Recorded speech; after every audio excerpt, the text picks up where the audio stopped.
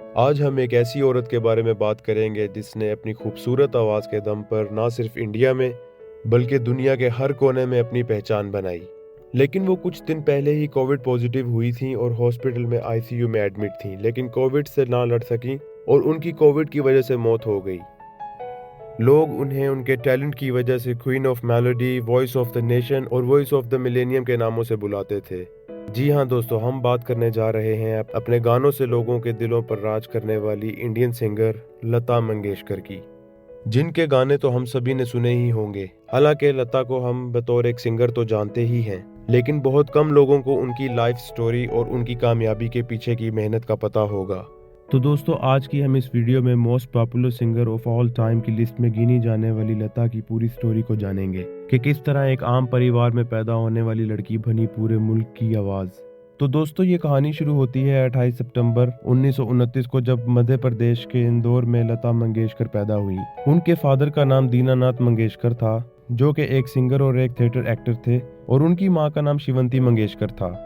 वैसे तो लता मंगेशकर का नाम शुरू में हेमा रखा गया था, लेकिन बाद में उनके फादर ने उनका नाम अपने प्ले के कैरेक्टर लतिका के नाम पर लता रख दिया। और लता जब 5 साल की थी तभी से उन्होंने अपने फादर के नाटक के लिए बतौर एक्ट्रेस काम करना शुरू कर दिया, और बचपन में स्कूल के टाइम से ही गाने की प्रैक्टिस करना शुरू कर दी थी।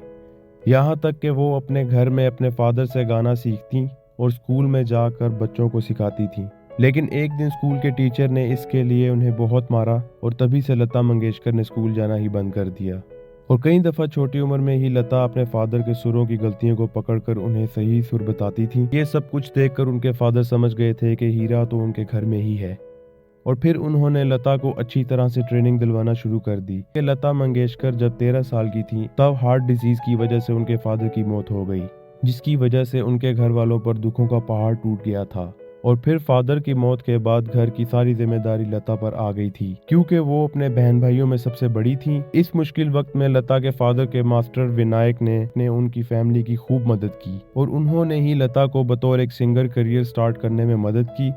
और फिर पहली बार लता ने एक मराठी फिल्म के लिए गाना गाया, लेकिन उनका वो गाना फाइनल कट में जगह ना बना सका। लेकिन फिर भी लता मंगेशकर ने मायूस ना होकर अपनी प्रैक्टिस जारी रखी, और फिर 1942 में पहली बार उनका गाना मंगल गवार नाम के एक मराठी मूवी में सुना गया।